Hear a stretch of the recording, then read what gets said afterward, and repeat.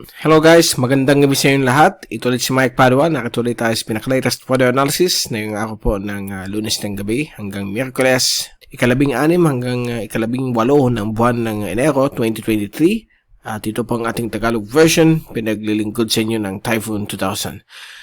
Umpisa natin ang update. Ito ang latest GovSat na yung ako pa din ng Lunes hanggang bukas Martes. At nandyan na naman po ang amihan. At nakikita po natin na yun. Buwababa na yun sa Kabikulan at nakaka-apekto na yun sa Dulo at Sinagang Hilagang Luzon at inaasahan pong makaka-apekto sa Kabikulan simula na yung araw na ito hanggang sa darating pong linggo. So medyo tatagal po itong amihan at may pasulput-sulput po na tinatawag nating shear line. So nandiyan na naman ang ulan, so huwag niyong kalimutan na magdala ng payong at kapote dahil babalik na naman ang ulan after 24 hours na medyo tumila yung ulan. That was yesterday, linggo. But still may mauulan pa rin tayo nakakanasan kaninang umaga, umaraw. But ito na naman po ang amihan. Yung LPA 97W medyo nalulusaw na po siya. And likely, baka ito na yung nasa may Palawan. Medyo may nag-form dyan na shallow LPA. Kasi nakikita natin parang naiwan dito si 97W at pahinang-pahina na po siya. Naging isa na lang po siyang trough or surface trough. So this is another LPA, bagong LPA po ito. But paalis po ito sa ating bansa. Maghihikayat din po ito ng amihan sa kanluran bahagi po ng dagat Pilipinas at sa dagat China. Okay? So ang hangin dito ay mula 30 hanggang 60 kilometro bawat oras. At mapanganib po sa mga maliliit na sasakyan pang dagat. So most likely magkakaroon po dito ng gale warning sa eastern at northern coastal waters ng Luzon. So please take all necessary precautions. Palampasin muna natin ng amihan, pero medyo tatagal po ito ng 1 linggo base sa forecast ng mga numerical computer models. As of this time, nasa low to medium ang risk ng flooding at landslides. But inaasahan po ito magiging high kapag dumating na po ang shear line at mukhang maapektuhan po ang eastern sections ng Kabikulan at posibleng din maapektuhan ulit ang eastern Visayas. So please take all necessary precautions. Ito po yung fast animation. So nakita po natin ang mga makakapal na rain clouds dito po sa northern Bicol, lalong-lalo na po sa Camarines Norte at sa coastal areas ng Partido District ng Camarines Sur. So, may maulan po tayong magaganap dyan. May maulan pong pwedeng maganap within the next 24 hours. Tingnan natin yung ating zoom-in satellite animation mula sa windy.com, mula sa UMETSAT. Ito yung infrared at kitang-kita po natin dito ang pag-develop ng mga thunderstorm clouds o rain clouds dito po sa Camarines Norte at sa ibang areas po ng Partido District sa Camarines Sur. So, may maulan po dyan, pabugso-bugso. Mahina, katamtaman at kuminsan malakas hanggang sa matindi ang mga rainfall. Okay?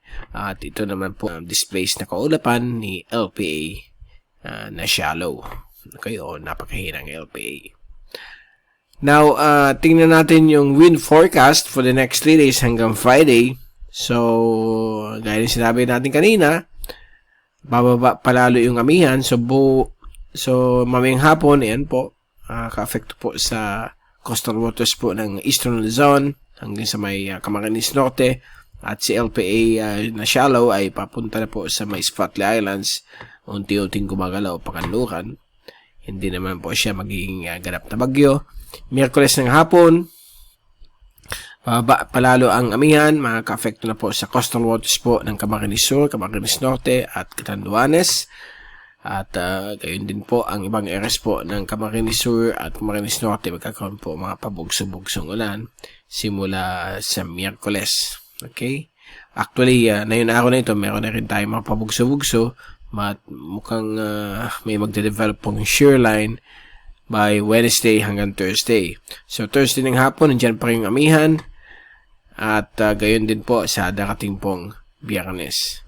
So, medyo tatagal pa po yan. Mga epekto po na dala ng amihan.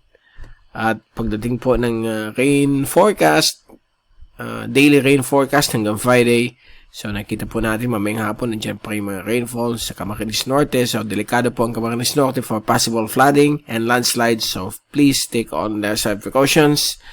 Wednesday afternoon, apektado pa rin ang Bicol dahil po sa development ng bagong shear line. At dito rin po sa may Calabarzon area.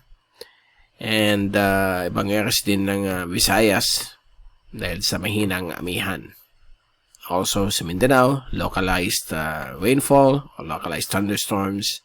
At Webes ng hapon, nandyan pa rin yung shear line although magabat na humina ng bagya. So may inaasahan pa rin tayong mga drizzles to light rains to at times moderate to heavy. Okay? Dito po sa may Kanluran, mabagi po at Katimugan, bahagi po ng Palawan, meron po tayong surface trough na posible yung bibigay po dyan ng mga ulan. Kaya din po sa mga Mindanao, kaya yun din po sa Mindanao, dulot po yan ang localized rainfall. Biyernes ng hapon, andyan pa rin po ang shear line, so magbibigay po ng mga paulan sa Bicol region, becoming more frequent again, o mas malala po dito sa Camarines Norte. Actually, na yung araw na ito, nagsimula na po. So, actually, na yung gabi, nagsimula na po ang mga ulan dyan. So, hanggang sa Friday, may mga ulan po tayong makanasan po sa Camarines Norte. At ibang bahagi po ng Kabikulan, inaasahan rin natin itong mga ulan. At kung tininan natin yung summary ng rainfall accumulation forecast for the next 3 days hanggang Biyernes, ang lahat ng ulan ay nakatutok po dito sa may eastern sections ng Luzon, lalo na po sa may northern Quezon, Polillo Island, at dito rin po sa eastern portions ng Kabikulan, mula sa Camarines Norte, Partido District, Sorsogon, Eastern Albay, at Eastern Catanduanes, at Eastern Sorsogon. Ang mga rainfall ay magkakapenetrate din po yan sa ibang bahagi po ng Kabikulan, na po yung central at western section. So, please take all necessary precautions. Baka meron naman po mga rain event, but hopefully, sa latest kasi na yan, medyo watak-watak naman po ang forecast sa ulan. Hindi naman po siya yung solido gaya na nakalipas na linggo at nung nakakaang buwan. Okay? So, dito po sa Palawan, yan po yung paalis na LPA. Kaya may mga rainfall pa rin dahil po sa trough mula dito sa LPA patungo dito sa may Visayas. Kitang-kita po natin halos buong bansa except for Ilocos Region at western sections ng Central Luzon, Zambales, Bataan ay medyo zero amount of rainfall dahil po nasa western side sila.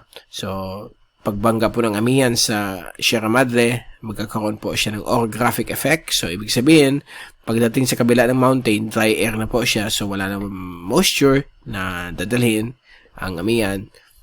Binuhos na po ito lahat sa eastern sections ng Luzon, na kung saan nasa windward area po yan ng Sierra Madre. Okay?